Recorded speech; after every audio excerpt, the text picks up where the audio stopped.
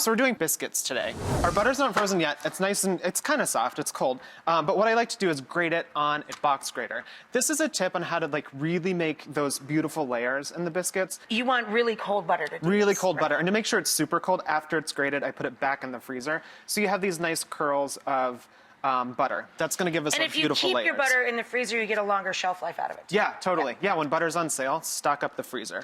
Yep. It can stay in there forever. So 3 cups of flour, a little bit of baking soda, baking powder, some sugar, and a little bit of salt. So now we're going to add in our grated butter.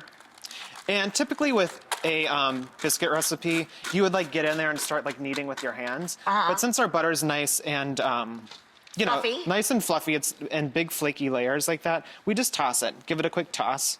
And that's it. You don't want to keep your hands in there for too long because you'll melt the butter. Right, and you want to keep it nice and cold. All right, so I'm gonna mix with my hands while you stir. Is that okay? Sure. Buttermilk?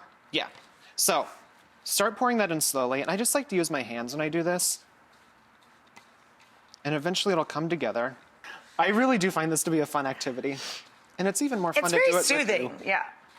All right. I can handle stuff like this. It's like when it gets real uptight, you know? Yeah. Too many little measury things, especially in the morning. Oh, go away. Totally. So we take our dough. It's a little sticky, but nice that's totally shaggy fine. dough, yeah. Nice and shaggy dough. I like Oh, that. that made me think of Shaggy and Scooby. A shaggy dough. Shaggy and Scooby.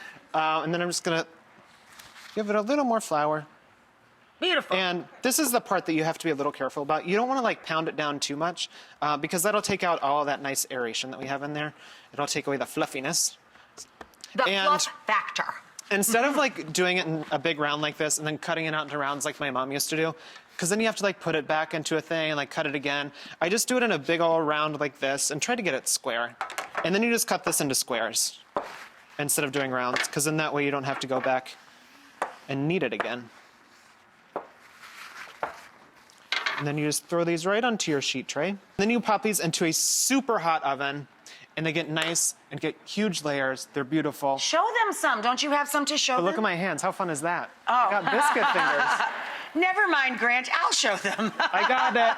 I can do it. All right. Here we go. And there's our biscuits. Aren't those beautiful? Look.